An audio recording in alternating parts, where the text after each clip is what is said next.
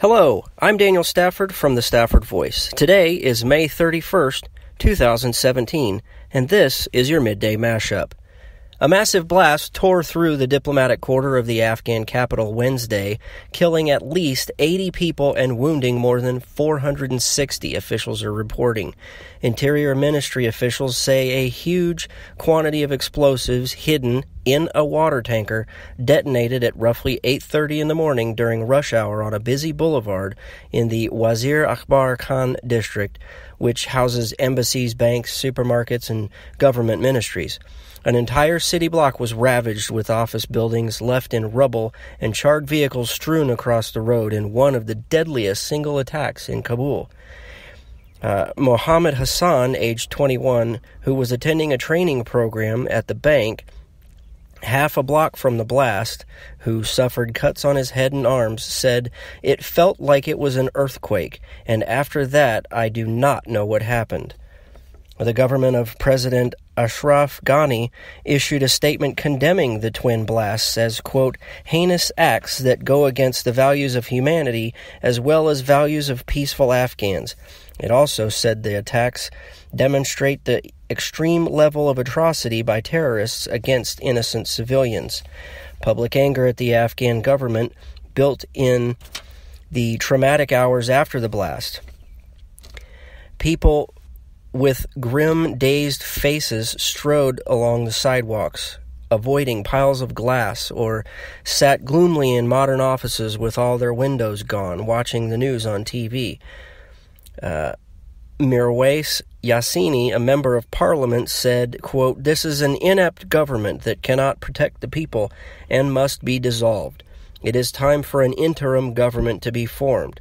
The Ghani government, weakened by internal tensions, has faced an uphill battle to fend off an aggressive push by Taliban insurgents in recent months, as well as a number of assaults claimed by the Islamic State."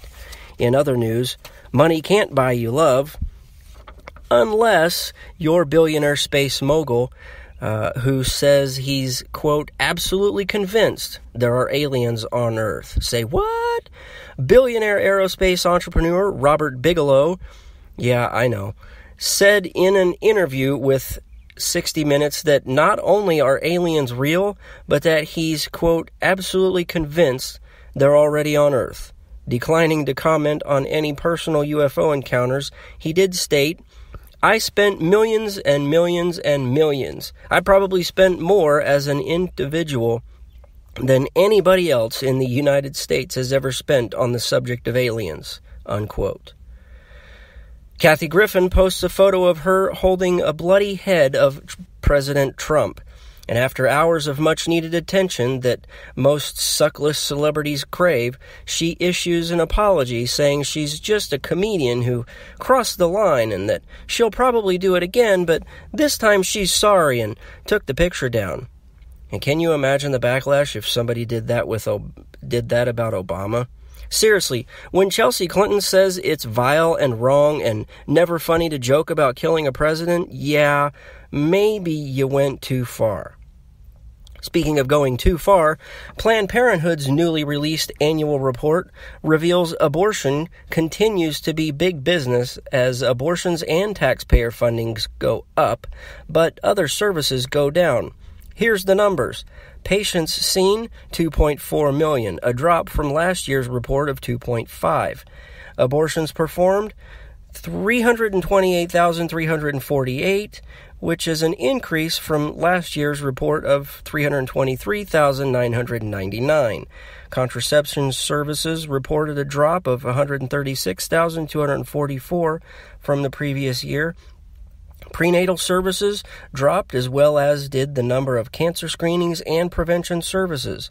Let's talk dollars, shall we? Total revenue rose to $1,354.3 million. Government reimbursement and grants rose slightly to $554.6 million. Yes, that's taxpayer funding. The biggest whopper of all is their, quote, excess in revenue over expenses on the sheets, showing $77.5 million, where last year's report showed a measly $58.8 million. And that's your Midday Mashup.